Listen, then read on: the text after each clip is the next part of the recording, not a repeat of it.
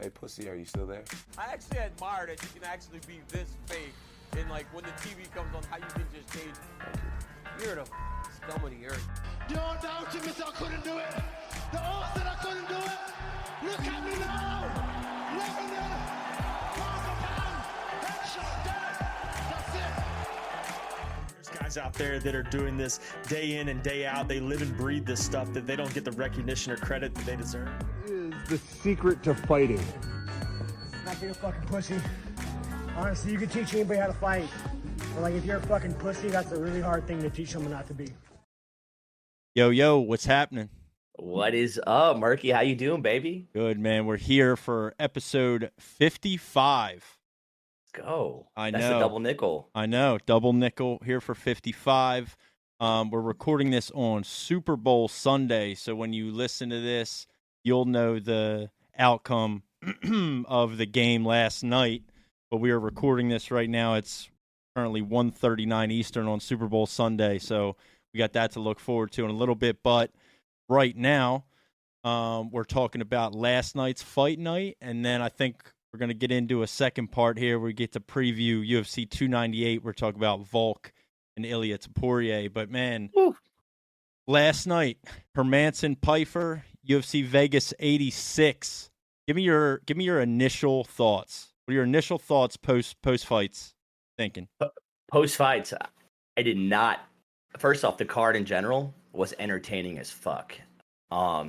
Besides that main event, I mean, dude, I switched up my bet a couple times, and I didn't have Pyfer winning, and I thought he was gonna get subbed.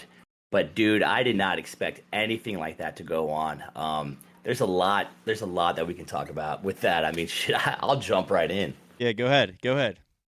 Man, so I know we talked before the fight, me, you, and Dirty, and I mean, Pyfer is a fucking beast. I mean, that's what he is, man. And even after watching what he did last night, I still feel the same way. I still feel like he won't lose that attitude standing up with anybody in that division.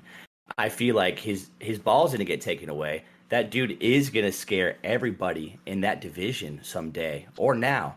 Currently in the first round, second round. I mean, dude, standing up with him you got to be scary. It's like he kind of reminded me of Danny Henderson back in the day. If he catches you with that overhand right at any time, it's fucking lights out. Yeah. Or that left hook. His left hook is fucking clean as well. Yeah. Dude, he's a beast, man, and he has so much power, man. And the only reason I changed my bet, because I was like, you know what, I'm going to really dive into this. I was like, I have not seen him go the distance that much times at all, or ever. He's never been 5 rounds ever. He's only been to the third round once. Really? In his entire career. Okay, see, and that just makes it make even more sense. So I was worried. I'm like, this is a vet he's going against. This guy has fought everybody. He has put up a great fight against everybody, man. And I feel like I mean, dude, I've sparred people like this before where I'm scared shitless for the first 2 rounds. But if I can survive those first 2, third, fourth, and fifth will be mine.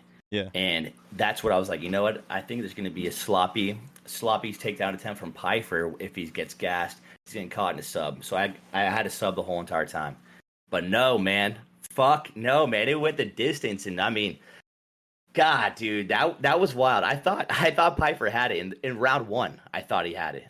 Ew. I thought it was going to be completely done. But then the second round happens, and you see a little momentum switch. I'm like, all right, this is going to be good. And then 3, 4, and 5, man, all day, dude. I mean, shout out. That was impressive. You want to keep that ranking? Well, you kept it. You earned it. Yeah, absolutely. I think so. A couple thoughts. Obviously, I'm high on Pyfer. I'm still high on Pyfer. Yeah. You know, you and me were fucking around with the thumbnail for the YouTube video before this. A good time to plug. Anybody that's listening to the episode, if you're not already subscribed to the YouTube channel, make sure you subscribe to the YouTube, drop a like on the video, share it with your friends, tell your grandma to watch it. Any of your favorite fight fans, man, because that's what we are. We're fight fans. So anybody that's a fight fan, like the video, subscribe to the channel, download the episodes, whatever you need to do. But so please, I saw a lot of stuff last night, afterwards, today, especially. Next day, the fraud alert right on. He got fraud checked. He's a fraud. He's that. Yo, shut the fuck up. Shut the fuck up. Respectfully. This man's a fucking killer. Yeah. He's still a killer. He let's put it into perspective, right? He's 27 years old. And I think we're losing sight of like how young in the UFC and MMA game that actually is. Because most guys aren't really in their prime till 32, 33. We're seeing Volk still, arguably in his prime at 35. 27, he's still young in the game, and you just, he wanted to test the water, see where he was. He just found out. He didn't get starched either. Like, people are talking about Joe Pyfer like he just got fucking fleeced by Hermansson last night. That's not the case. That's not what happened. No way. It was a fight. We watched a scrap. We watched a fight. We watched the smarter, more experienced fighter win in the later rounds of a 5-round main event. That's what we watched. And I think this is such a good experience for Joe, and I think Joe comes out after this. I still think he's going to be a problem. At 27 years old, there's a lot of room to grow. I don't think this is like a Dominic Reyes situation to where we watch him hit this terrible skid now. I have the fraud shit needs to stop. We're clickbaiting it. Yeah. But everybody else needs to shut the fuck up. We can do that, but everybody else shut the fuck up. Yeah, man. And the thing is, like, you can't compare Pyfer to everyone else that's been fraud checked. Like, I'm sorry. Like, I don't even think, like, Paddy Pimblett is even close to being on that level. Other fighters like that. Yeah, well, they haven't fought anybody. Who have they fought? We're gonna give Paddy a pass because he fought Tony Ferguson on whatever losing streak he's on. Like, that's not. Are we really still saying that that's a test for Paddy? Yeah, the fight that should have been made 2 years ago is a guy that we're about to see next Saturday, who's dabbled at lightweight a little bit, and what we should have saw Paddy get thrown to the fucking wolves 2 years ago, and saw Paddy and Ilia Topuria. If that fight ever happened, it was talked about, and if that fight had ever happened, people wouldn't even be talking about Paddy today. His career would be over. He'd have quit the game crying. Ran back to Slim Jim Molly with his tail between his legs back to fucking Liverpool or wherever the fuck they're from. Yeah, dude. He'd probably be the number 4 ranked fighter in the PFL. Yeah, right. I mean, dude, see, that's a hype check. I mean, Paddy can win a fight and then you can call fraud alert on that. It's like, dude, you barely won. You did that shit. No, this guy, Pyfer, has everything it takes to become an insane top 5 fighter for years to come. Yeah. Most of these fighters, like you're saying, they don't peak till like they're fucking 31. I always find like that's the age where a title run's about to start at 31. Yeah, dude, Rashad Evans is one of the best light heavyweights. It's fucking bless the sport, and he says, dude, Pyfer is next. Yeah, and even watching Pyfer lose, guess what? Pyfer is still next. I agree. He's still next, man. And it's I love watching it. He came out to 3-6. I was like, what the fuck? Let's go. And his story's amazing. That was Lil Jon and the East Side Boys, right? Yes. I always get them reviews. I had a little bit of I was cracking up here, and me and Joel were obviously texting back and forth last night during the fights, and I'm sitting here at my computer watching them. And he comes out to Lil Jon and the East Side Boys, and like knowing both of you guys are from Atlanta and the Georgia, I was like, oh, they're gonna fucking love this, dude. And then 2 seconds later, the text comes to my phone. He's walking out to Lil Jon and the East Side Boys. Dude. I was like, fuck yes.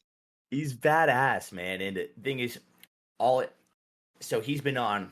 There's been hype around him, right? There's some people take hype as pressure, and some people don't take it as pressure. Well, if you have hype around that and you have a guy with a background as hardworking as he is with taking an L, that shit will not happen again. Yeah, I agree. Yeah, that shit won't. And I'm stuck with my bet, but dude, I was like, what is going on here, man? It's nuts. Yeah. It's nuts. Yeah, I lost some money last night. We let some money ride on Pyfer. I lost some money last night, but I'll take that L like a man. It is what it is. I just want to put this out there to the internet, to the world now. Still fucking riding with Joe Pyfer. I don't give a fuck. 100%. It just makes me sick, dude. I've seen too many people on the internet from last night into today, immediate reaction after that fight, that before the fight were on his nuts, like he's the greatest thing since fucking Muhammad Ali. And then, 30 seconds after the fight's over, do a complete 180 and just turn their back on him completely. That shit's fucking corny. The dude's either got it or he doesn't. He definitely does. A loss like this doesn't mean anything in the long shot of his career, or the long term of his career. So I think that we can still expect a lot of really good things from Joe Pyfer. Absolutely, man. And that's middleweight. Is it middleweight or? That is middleweight. Yep. Middleweight. Man, I honestly, man, what I was thinking in my notes was like, if Pyfer wins, man, I'd love to see him fight like Vettori. You know what I'm saying? Yeah. I feel like that'd be a good matchup for him. Yeah. And it'd be a matchup where he could catch him. So just because he lost this fight doesn't mean that he doesn't have the potential that he could have taken a top 7 fighter, top 5 fighter. I feel like he has that same swagger and that same, listen, I'm going to scare you for 2 rounds. And now that I lost like this, now you're going to be scared. His condition is going to go up. Yeah. He's going to be scared to bang with, bro. I feel like every middleweight should be scared to bang with him still. Yeah. I mean, I think what we saw didn't seem even necessarily like a conditioning issue. The leg kicks obviously played a big factor. That changes everything, right? Like if you can't move the same way you were in the first 2 rounds because your lead leg is compromised, that changes everything. Then he got punched directly in the eyeball to the point to where he thought it was an eye poke, and that kind of compromises. So that was scary. Yeah, I don't know if it was necessarily a conditioning thing, but I agree. I think that he's going to learn a lot from this. I think that. Yeah, I think we're not going to see that kind of thing again. And to your point that he could still fight those top guys, I agree with that too, because we saw him fight a really, really, really experienced veteran last night, one of the most experienced fighters in the division, arguably, who's good everywhere. His striking is great. He's a very cerebral fighter, Jack Hermansson. Like, he's extremely smart in the way he approaches the game. His jiu-jitsu obviously is unbelievable. That's well known about him. But like, that makes for a tough matchup for a less experienced fighter. If he were to go up against a higher ranked guy, but is more one dimensional, like a Vettori's more of like a wrestler and kind of only a wrestler, his striking isn't quite there.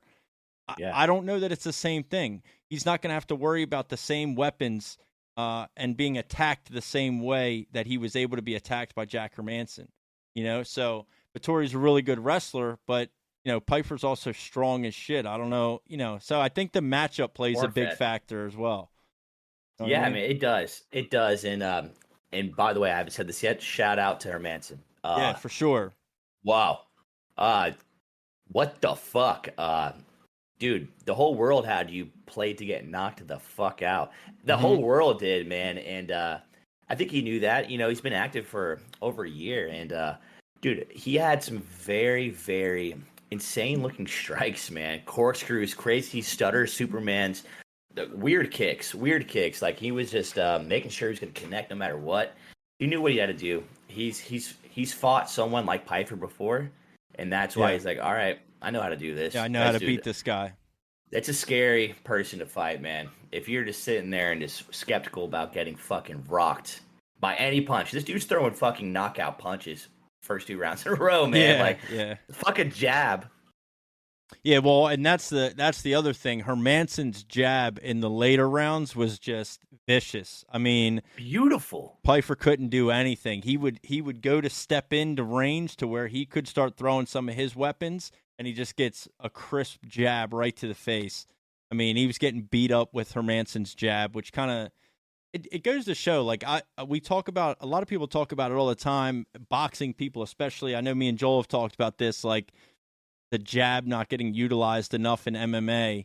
And you definitely, in the last couple pay-per-views and over the last year or so, you see it used a lot more by people with boxing bases. And then you see Hermansson use it. It's like, it's such a strong weapon, especially to stop somebody from pressuring you, right? When Joe Pyfer is night and day a different fighter when he's pressuring versus when he's getting pressured, right? So when he's the one walking forward, he's unbelievable. On the back, he looks extremely uncomfortable.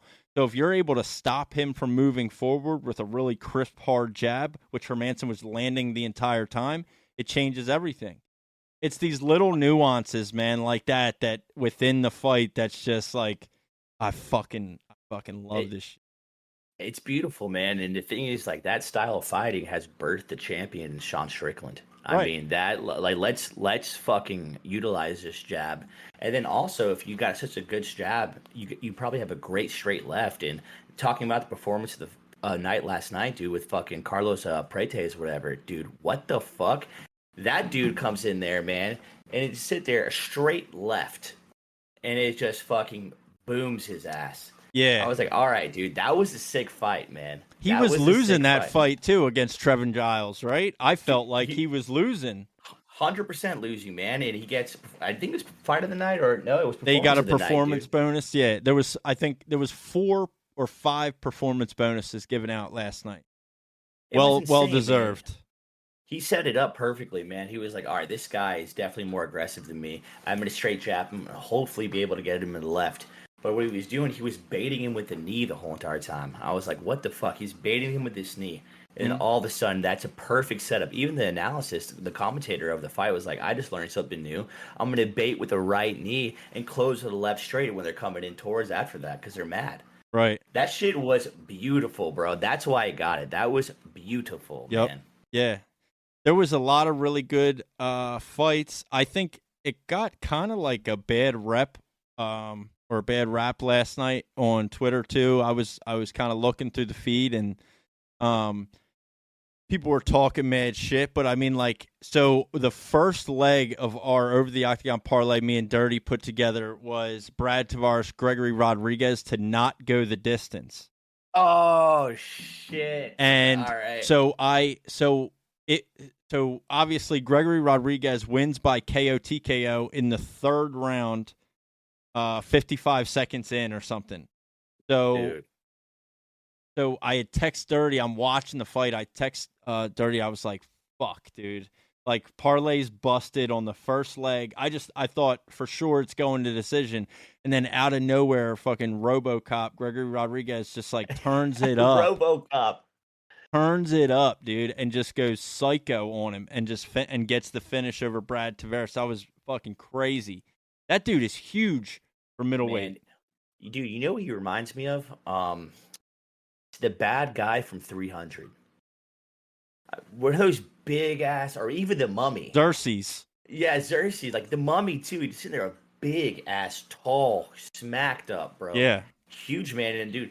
That knockout, like that stoppage was like almost halfway exhaustion, halfway TKO tap out. Like crazy. Dude, he's sitting there just curled up against the fence, getting drilled. The refs like this guy can barely stand up. Yeah, he was still up, but barely, and he ate like 3 right hands to the jaw perfectly, and the ref was like, "Yeah, that's it, we're done."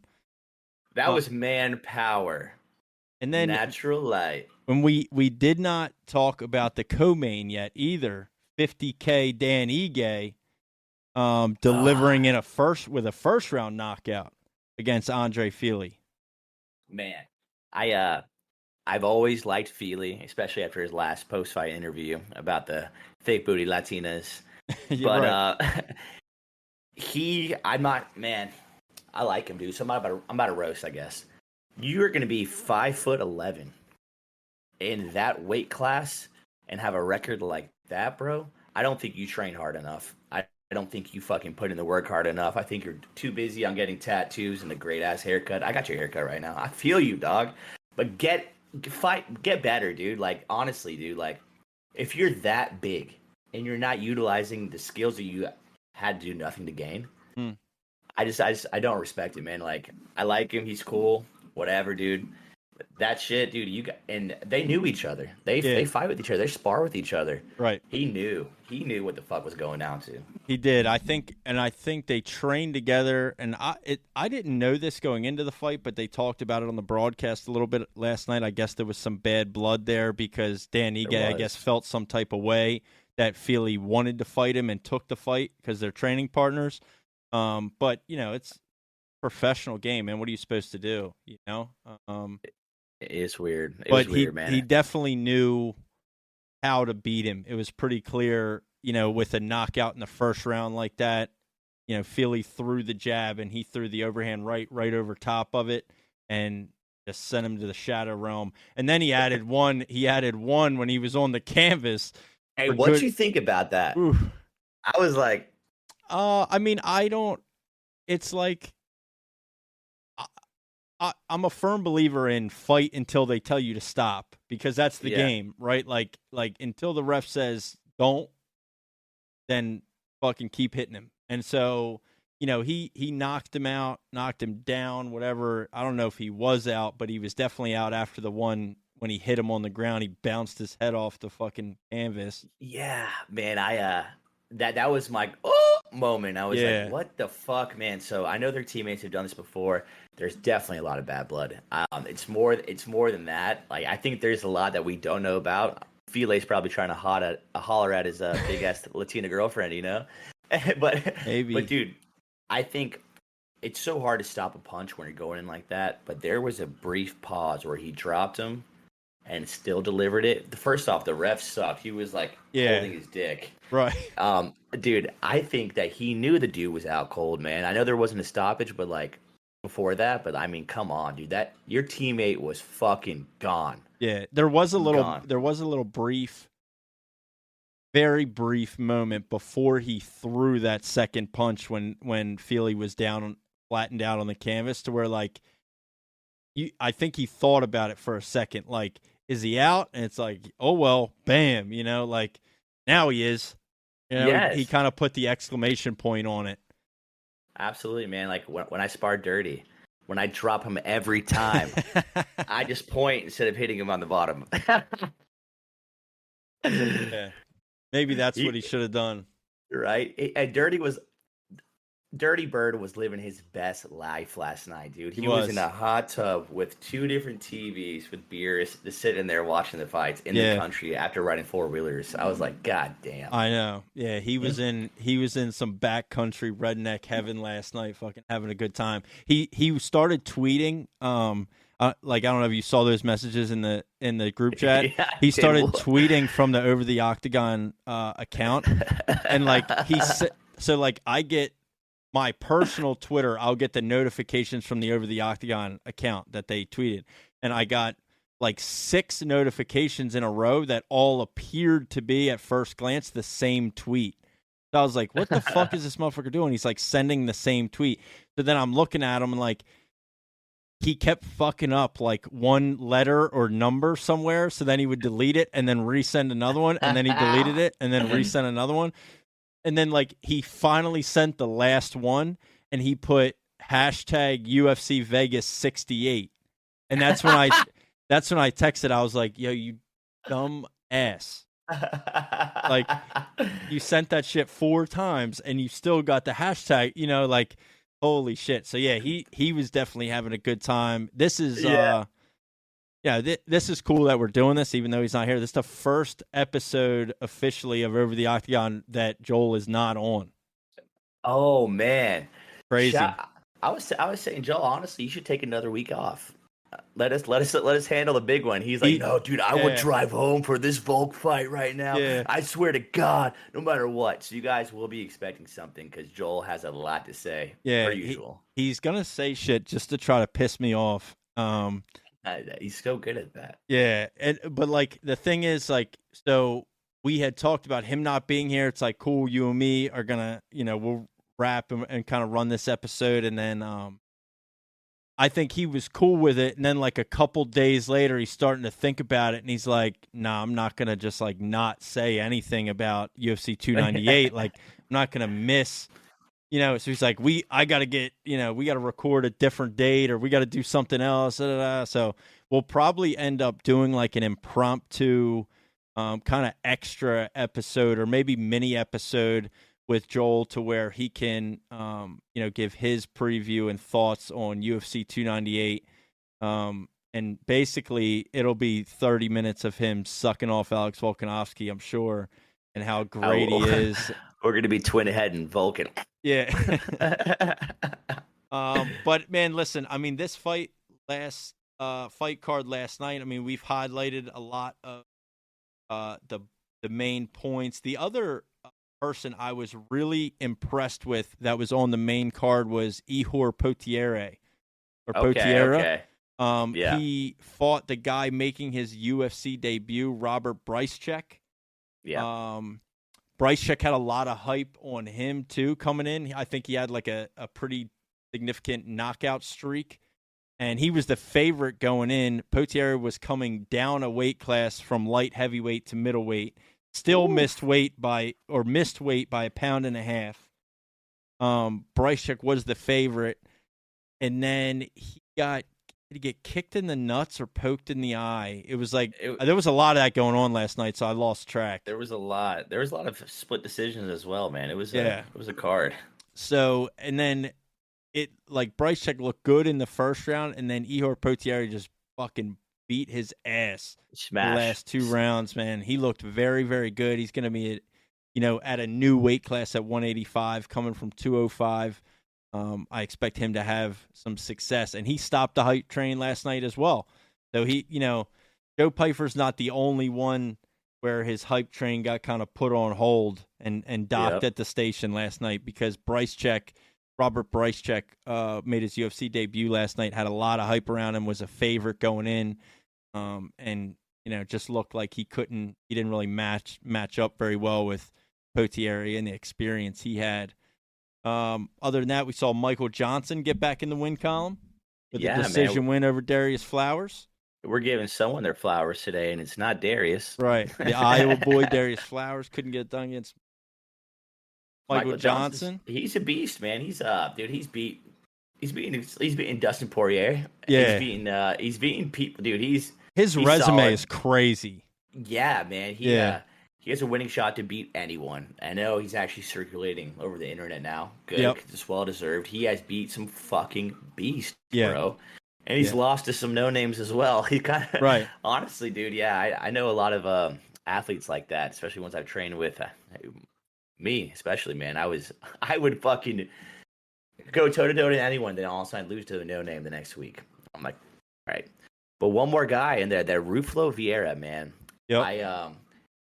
It was his 6th fucking arm triangle victory. Yeah, I know. And I'm like, what the fuck, dude? Yeah. One dimensional, I get it, but the thing is, what he does works. He's gonna be at best a top 10 fighter, top 8, 9, 10. But he's kind of one dimensional in that. He did win. It was sick. It was manhandled, but that's what he does, man. He arm triangles you. Yeah, I mean, if it ain't broke, don't fix it, right? So, like, if you're on this streak and you're able to submit everybody, I'm sure he has other submissions. Obviously, his ground game is pretty good, but if he always is able to get to that position to be able to submit people, then kudos to him. I mean, he fought Armen Petrosyan, I'm pretty sure is a kickboxer or more of a kickboxer, who also, like, contested that he didn't tap, even though, like, yeah, it was so like he tapped twice. Oh, it was double. Okay. Yeah, I think he like tapped twice, but I think he was like going out as he did it, and then he kind of woke up, and then was like, "What the fuck? I didn't tap." And it's like, you did though, right? Yeah. And I that was in tight. That arm triangle was in crazy tight. I think if they didn't stop it there, you would have been waking him up anyway. Yeah. So I mean, he can contest the shit all he wants, but he wasn't about to get out of it. What was he gonna do with the rest of that? I mean, dude, you're fucked. Right. You're fucked. And he could have done so much different things to fucking finish him. Besides that. Yeah. Oh God. I guess the legitimate